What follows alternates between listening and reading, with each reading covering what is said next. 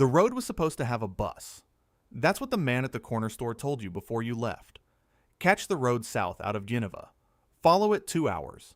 The bus comes through before noon. Simple. You've done harder things than this. You left before sunrise with a small backpack, a piece of bread wrapped in a cloth, and 800 pesos folded into your front pocket. Your grandmother pressed the coins into your hand like she was passing you something sacred. Your cousin in Pereira has work. That's the whole plan. It fits in one sentence, and that's what makes it feel possible. 2 hours become 3. The bread is gone. The bus is not coming. The road has thinned into something more like a suggestion. 2 tire tracks through red-orange dust, flanked by hills so green they look painted. Beautiful, if you weren't watching your thin-soled shoes wear down against the gravel. You keep moving because stopping means admitting the plan has already started to fail. And you can't afford that. Not today. Not with your grandmother's face still fresh in your mind, and the smell of her kitchen still on your shirt. That's when you hear the bicycle. It slows before you even turn around.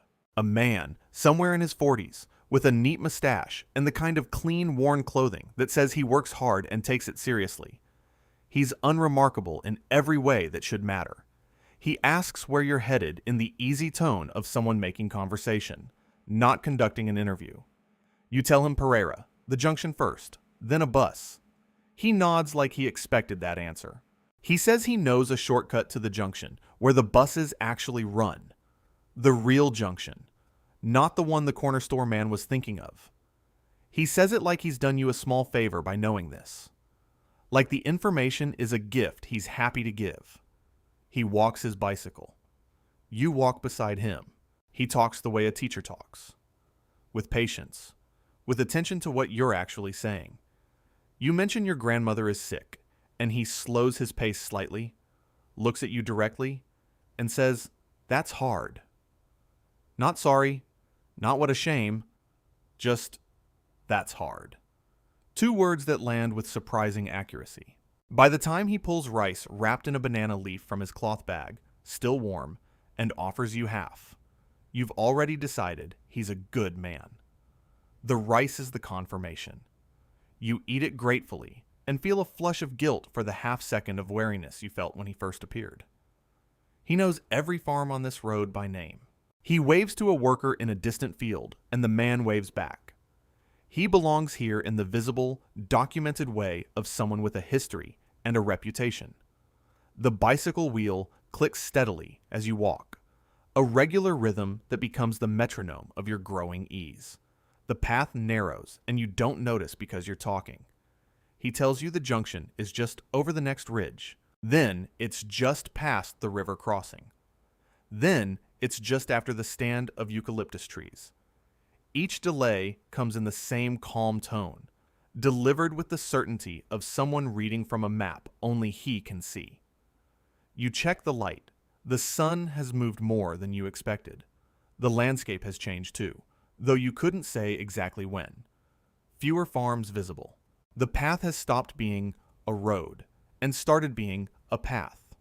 When you ask directly how much further, he looks at you and smiles, not unkindly, and says, "You ask like someone who doesn't trust me." It's said with gentle amusement, almost fondly. You apologize. He waves it off. The discomfort you feel is shapeless and sourceless. He's done nothing wrong. Every explanation he has given has been reasonable. The feeling itself feels like ingratitude, like a failing in you, and you push it down where you've learned to keep things that aren't useful. He stops at a riverbank, not a crossing, a stopping point. He leans his bicycle against a eucalyptus tree, with the ease of a man returning something to its rightful place. He says you should rest before the climb ahead. He sits on the bank and pats the ground beside him, then reaches into the cloth bag, the same bag the warm rice came from, and produces a small handful of hard candy, strawberry-flavored, the kind sold at bus stations in cellophane twist wrappers. He offers you one. You take it. The candy is too sweet, coating the back of your throat. The river makes it sound, not rushing, just moving. The way water moves when it has somewhere to be, and no hurry getting there. You haven't seen another person in over an hour. The last farm was further back than you realized. He is between you and the bicycle. The bicycle is between you and the path back. You didn't arrange it this way. You understand, with the lower part of your brain before the upper part has caught up, that it was arranged. He tells you about his childhood, a town you half recognize, a school, a mother who made rice the same way. He is warm and specific and nostalgic in the way that makes a person seem fully human, fully accountable to memory. You reach into your front pocket to check your 800 pesos. Partly nerves, partly habit. And his eyes move to your hands when you do it. You don't see him look. You are watching the river. Then he asks, folded into a longer sentence about road safety, whether anyone knows exactly which road you took today. You answer honestly. Your cousin knows you left, not the route. He nods. Returns to the story about his mother. His voice doesn't change.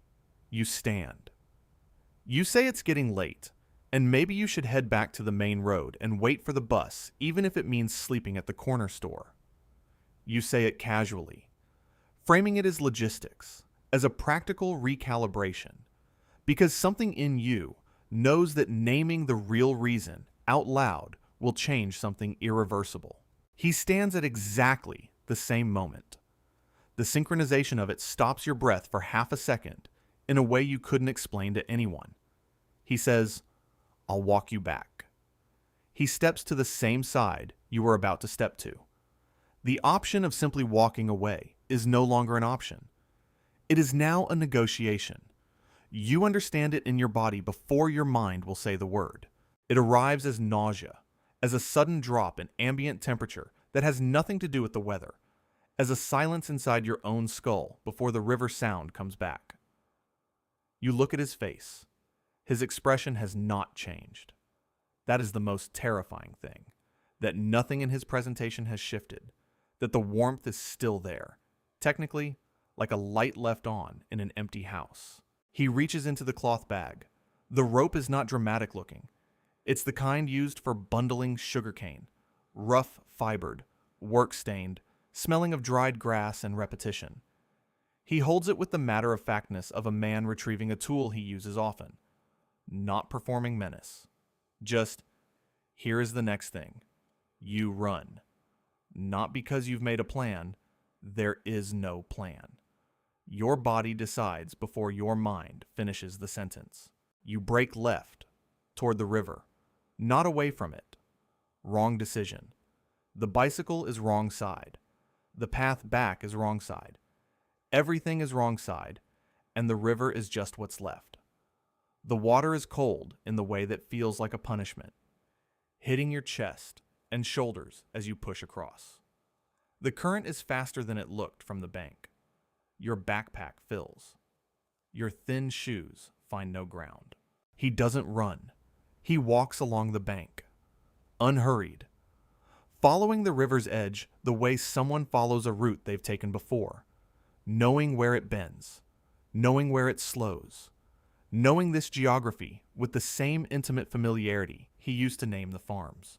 He waves to the man in the field, who waved back. He knows where the river goes. The 800 pesos dissolve in your pocket. Weeks later, your cousin reports you missing to local authorities in Pereira. The report is filed. It joins other reports, dozens of them, spread across Quindio, Risaralda, Valle del Cauca, young, poor, traveling alone, last seen on rural roads. The reports live in different filing systems, in different municipalities, with no mechanism to speak to each other. A pattern exists in the data. No one is looking at all the data at once. Luis Alfredo Garavito Cubillos, known across Colombia as La Bestia, operated on those roads between 1992 and 1999, moving through at least 59 municipalities. According to court records and investigative reporting on the case, his victims were predominantly young, from poor families, traveling without fixed routes. People whose disappearances would be reported late, investigated slowly, and connected to nothing. He was convicted of 138 murders. He confessed to more than 400. He was caught in 1999, not by a task force or a manhunt, but because a witness survived, and an officer happened to be looking at two cases from different jurisdictions on the same day. His name is in criminology textbooks, in university curricula, in documentary series. Somewhere, a cloth bag sits in an evidence archive. Inside it, a length of sugarcane rope, a few cellophane candy wrappers, strawberry flavored, the photograph of a bicycle leaned against a eucalyptus tree, taken at a riverbank where the water moves in the easy, unhurried way of something that has no reason to stop. Your name is in a missing persons file that took 3 weeks to open. The worst things often arrive wearing the face of help. And we are not wrong for trusting them, because we were taught to, because that trust is what makes us human. And some people spend years learning exactly how to use it. If you want to see more, click the video on screen now.